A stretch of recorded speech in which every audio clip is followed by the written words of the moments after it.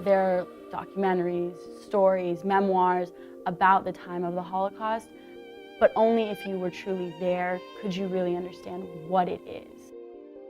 For a decade, Chapman University has been dedicated to teaching and researching the Holocaust, to learn from the past, to gain the knowledge and awareness that can truly shape our future, and demonstrate that we have indeed kept our promise to remember. 10 years ago, thanks to visionary and generous benefactors, Chapman initiated its promise to remember through the founding of the Rogers Center and the Stern Chair. The whole purpose is to make sure that something like this does not happen again to any group. The Holocaust is not just about history, it's also about learning from the past for the future, so that the words "never again" become a reality. And 5 years later, the university took another major step with the dedication of the Sala and Aron Samueli Holocaust Memorial Library, named in honor of Henry Samueli's parents, both of whom were Holocaust survivors.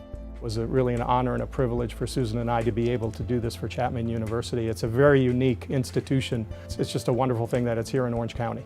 Together, the Rogers Center, the Stern Chair, and the Sala and Aron Samueli Holocaust Memorial Library provide the vital synergy that drives programs for students, teachers, and our community.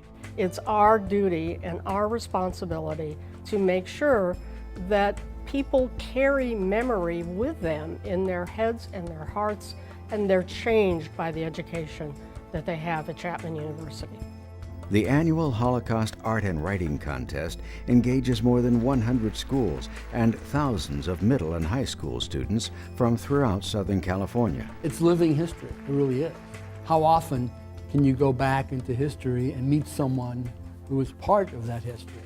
They always tell me they have read the books and accounts of the Holocaust, but it was nothing like hearing it from somebody who actually lived it.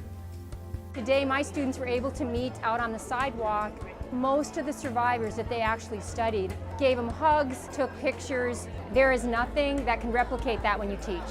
This experience today truly did change my life. I like to watch when they get together, and I always have tears in my eyes when I watch it. To me, it's absolutely amazing. It's a different experience. We get to connect with them, we get to understand just how powerful hate can be. And time continues, and eventually they won't be here to talk to. And it's really our job to be educated and to pass on the information. I'm a survivor from 5 different concentration camps. I have lost 70 people of my family.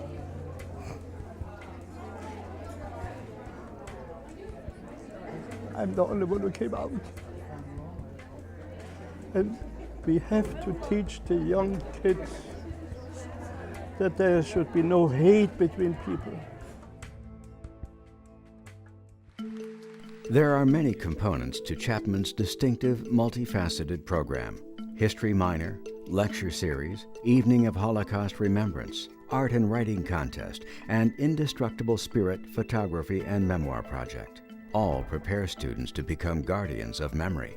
What is really the heart and soul of this program is the relationships that have been established between our students and the members of the 1939 Club, the Loger organization, and other survivor groups. The fact that survivors have entrusted us with their personal memorabilia, with something that is absolutely irreplaceable in the world is just amazing to me.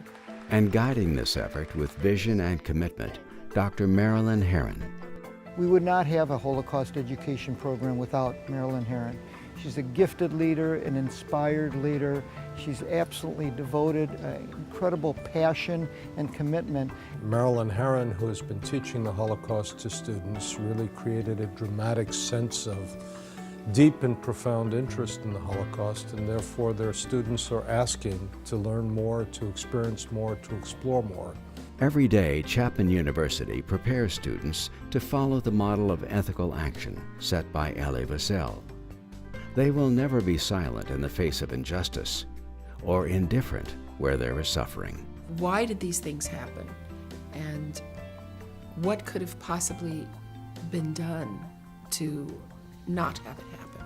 And the answer is the Holocaust Center. Chapman University can be a role model for other schools so that what we're doing here can be replicated by other universities, not only in the United States, but throughout the world. We are trying to sensitize the student, and in doing so, by humanizing destiny. To get to that next level, to establish Chapman as really being one of the leading institutions in the United States in teaching and research on the Holocaust, we need not only the continued support, which I know we have, of these wonderful people, but we need others to join them in helping us bring Chapman to that next stage of national excellence. If you ever lose everything, there are two things you will be left with: your education and love in your heart.